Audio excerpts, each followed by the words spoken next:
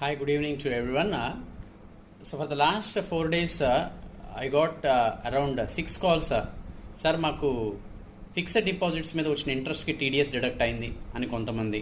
Sir మాకు rental income వస్తుంది, rental income మీద టీడీఎస్ డిడక్ట్ అయింది.